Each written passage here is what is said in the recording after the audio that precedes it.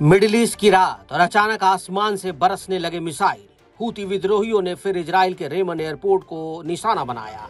धमाके गूंजे, अलार्म बजे, लेकिन इजराइल कह रहा है नुकसान नहीं हुआ।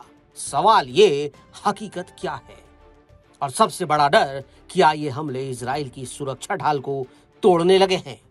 यमन के हूती, जो ईरान समर्थित हैं, अब इजराइल की नाक में दम कर चुके हैं।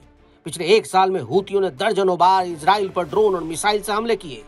कभी रेड सी में जहाज रोके, कभी ड्रोन तेल अवीव की ओर उड़ाए, और अब टारगेट है रेमन एयरपोर्ट। ये लगातार चौथा बड़ा हमला है जिसे इजराइल की सैन्य तैयारी पर गंभीर सवाल उठ रहे हैं। इजराइल बार बार कहता है हमने रोक लिया, नुकसान नहीं हुआ। यमनी सशस्त्र बलों की ड्रोन इकाई ने 4 ड्रोनों का इस्तेमाल कर 4 सैन्य अभियान चलाए। पहले अभियान में सम्माद 4 ड्रोन का इस्तेमाल किया। जाफा के कब्जे वाले क्षेत्र में इजरायली दुश्मनों के जनरल स्टाफ के मुख्यालय को निशाना बनाया। 3 अभियानों में Hadera power station, Ben Gurion airport, Tel Aviv में हवाई अड्डा और कब्जे वाली फिलिस्तीन में अशदोद बंदरगाह को निशाना बनाया गया। सभी टारगेट को सफलतापूर्वक हिट कर दिया गया। दुनिया देख रही है कि हूती, जिन्हें कभी रेबल्स कहा जाता था, अब रीजनल थ्रेट बन चुके हैं। अब बात करते हैं कि हूतियों की असली ताकत क्या है। हूती सिर्फ बंदूक नहीं चलाते, उनके पास है ईरान का दिया एडवांस आर्सेनल बैलिस्टिक मिसाइलें, लॉन्ग रेंज ड्रोन, एंटीशिप मिसाइलें और गैर रेगुलर वॉरफेयर की सबसे घातक रणनीति। रेड सी में उन्होंने बड़े बड़े इंटरनेशनल कार्गो शिप रोके, अमेरिकी नौसेना तक पर दबाव डाला। अब उनकी ताकत इतनी बढ़ चुकी है कि वो इजराइल जैसे हाईटेक डिफेंस वाले देशों को भी टारगेट कर रहे हैं।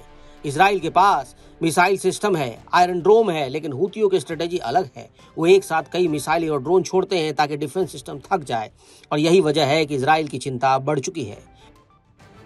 हूती आतंकवादियों को इसकी भारी कीमत चुकानी पड़ेगी और वो आगे भी चुकाते रहेंगे। इजराइल राज्य के विरुद्ध अपने आक्रमण का अंजाम हूती भुगतेगा। जो कोई भी हम पर हमला करता है, हम उस पर हमला करते हैं। जो कोई हम पर हमला करने की योजना बनाएगा, हम उस पर हमला करेंगे। मेरा मानना है कि पूरे इजराइल राज्य की ताकत और संकल्प इसके बारे में सीख रहा है। इजराइल को दूसरा खतरा है दूरी का। यमन से इजराइल की दूरी लगभग 2000 किलोमीटर है और हूती इतनी दूर तक हथियार भेज पा रहे हैं। ये अपने आप में इजराइल के लिए एक चेतावनी है। ये हमले सिर्फ इजराइल को हिला नहीं रहे, पूरे मिडिल ईस्ट की राजनीति बदल रहे हैं। क्योंकि अगर हूती खुलेआम इजराइल को टारगेट कर सकते हैं तो कल सऊदी, यूएई और पश्चिमी देशों के बेस भी उनके निशाने पर हो सकते हैं। दूसरी तरफ ईरान का सीधा हाथ होने का आरोप लगातार हूतियों पर लग रहा है। यानी इस जंग में सिर्फ हूती और इजराइल नहीं, पूरा क्षेत्र खिंचता चला जा रहा है। ये तस्वीर साफ है, हूती अब सिर्फ यमन के मिलिशिया नहीं रहे, वो मिडिल ईस्ट के नए वॉर प्लेयर बन चुके हैं।